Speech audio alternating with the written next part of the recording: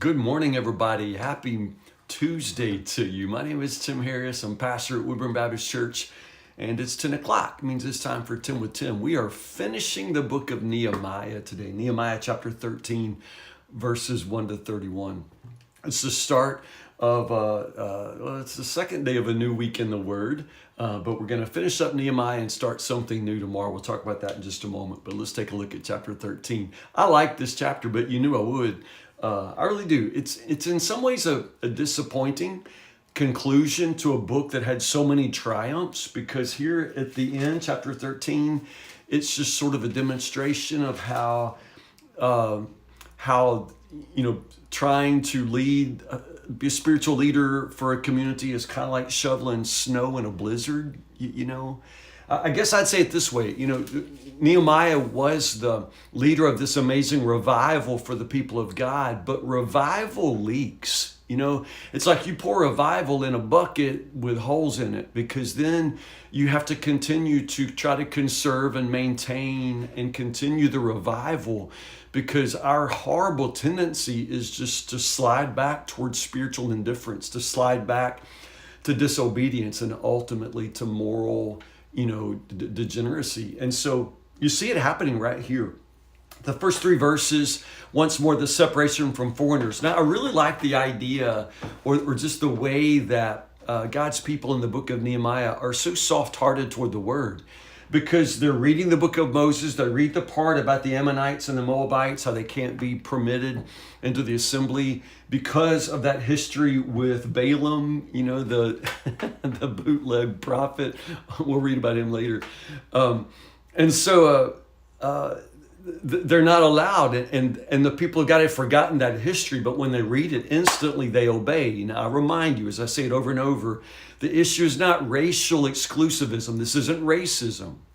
It's not a matter of being racially pure. It's spiritual purity that's at stake. You understand that? So, foreigners can be a part of Israel, but they have to convert, that they have to share Israel's commitment to God, to Yahweh. And so it's not racial, it's spiritual, but understand that. They read the word of God and instantly they are moved to obey. Now, then Nehemiah starts, picking up some of what has happened, and he starts telling the story, verses 4 to 9, of Eliashib and Tobiah. Now, Eliashib was the priest, and so Nehemiah had left town. Now, we know that Nehemiah served as governor from King Artaxerxes' permission for 12 years.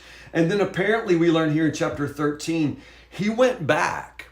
He went back to King Artaxerxes, and then he comes back to Jerusalem again. So it sounds like when he left after being governor for 12 years, he didn't know or wasn't necessarily expected that he would come back. And it's not clear that he came back as governor again. So understand, it looks like Nehemiah left and then maybe returned at some later date. But while he was gone, Eliashib the priest gave Tobiah like an office at the temple. Like, that's insane. Like that Tobiah. Remember Sanballat and Tobiah? And the whole book of Nehemiah, these are the ones who actually are the enemies of everything that God and Nehemiah are trying to accomplish.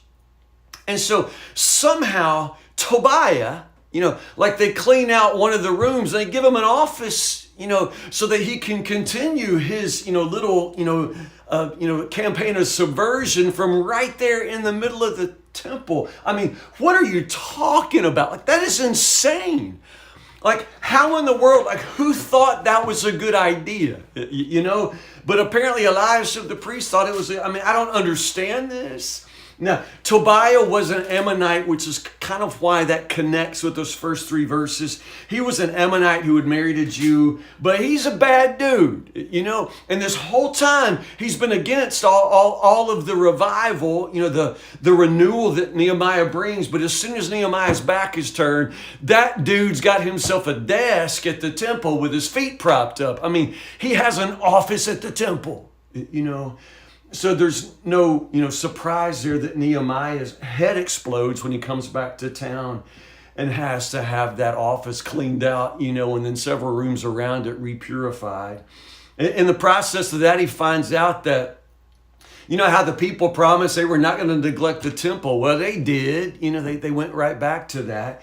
He finds out that, like some of the clergy, the Levites and the singers and all that they had to go bivocational. You know, they had to go back to their day jobs because they couldn't afford, to work at the temple full time because nobody was tithing anymore. The people quit tithing, so the Levites weren't getting their portion. And you understand the story here? I mean, like everything that Nehemiah had worked to accomplish, it's like as soon as he's gone, it all starts falling apart. It's like if you're not there all day long, 24 hours a day to keep this, on track, it goes off track instantly. And so Nehemiah prays one more time, verse 14, Lord, just remember my good deed. Don't forget, what I've tried to do for the temple.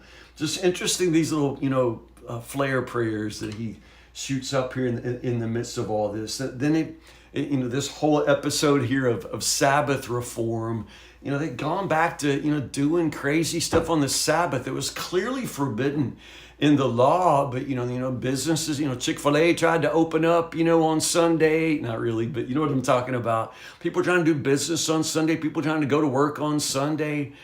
Nehemiah's like, no, no. I love verse 18. Wasn't this the very sort of garbage that got our ancestors in the first place? I mean, like, you remember why we got exiled, because our parents and grandparents didn't know how to obey God. And isn't this the very kind of stuff, that we were trying to, promise we wouldn't do again? I mean, so they're breaking the Sabbath. And then, verse 23, this kind of picks up, remember the theme in Ezra was the way that they were intermarrying. And once more, the men of Judah are intermarrying with the women of Ashdod and Ammon and Moab. And it turns out they got all these kids, that are, they can speak the language of Ashdod, but they don't know, the Ten Commandments. They don't have the religious education. They can't speak Hebrew, but they can sure, speak Ashdodian or whatever, So notice first off there that the way that the sins of the parents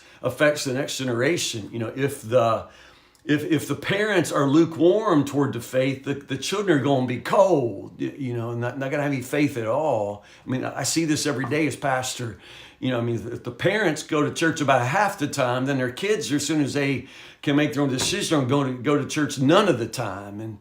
And that's exactly what Nehemiah once more tries to come up against. Verse 25, I kind of like it because I'm kind of with him here. I'm a little fed up with these people. But for all that, I keep saying, man, Nehemiah is such a good leader. It's a masterclass in leadership. Then in verse 25, like he flips out and starts beating them and pulling out their hair. Like, okay, don't do that. That's not Nehemiah's proudest moment in leadership, I'm thinking. You can talk about his zeal for the Lord and the fact that they're going to understand that this is serious, but I still don't think that I'm allowed to, beat people and pull out their hair. If so, there'd be some bald people. I'm not really going to say that, but you know what I mean? It's like, okay, Nehemiah, that's not what we do, but that's what he did. He beat them and pulled out their hair. Oh my goodness, I will pull out my own hair. As I say, revival leaks, Nehemiah leaves and comes back and it's like we're starting all over again. Remember them, O Lord, and for they've defiled the priesthood, oh my goodness, he just keeps again praying and praying. Verses 30 and 31 are kind of the end, right? The finale. And we assume that the source of this is Nehemiah's own memoirs. It's first person.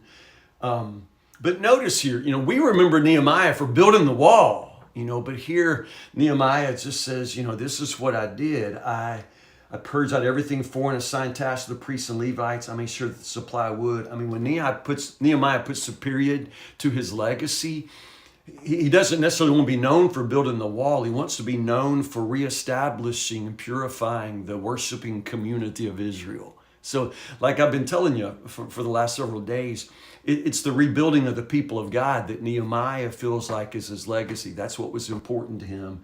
And then once more, remember this in my favor, oh God. Nehemiah begins the book and ends the book with prayer. And I think that's pretty phenomenal. Nehemiah, if he does not everything correctly, he prays. And I think that prayer is what makes him such a good leader. So there you go. We just read Nehemiah, you guys. Good job. Good job. Listen, let's start tomorrow. We can start and finish the book of Joel this week. So let's start Joel chapter 1, verses 1 to 20. There are only 3 chapters. So we're going to read the prophet Joel Wednesday, Thursday, Friday of this week. And the next Monday, we'll get to start something new again. And it's kind of fun. So tomorrow, join me at 10 o'clock, Lord willing. Joel chapter 1, prophet Joel chapter 1, 20 verses. And that's where we'll be tomorrow. I love you guys. Thanks for Nehemiah. Man, I love Nehemiah. And I think I loved it more this time than any time I've ever read it. And that's thanks to the Holy Spirit and thanks to you. Thank you for reading it with me and making me dig in a little bit deeper. I love you guys. See you in the morning, Lord willing.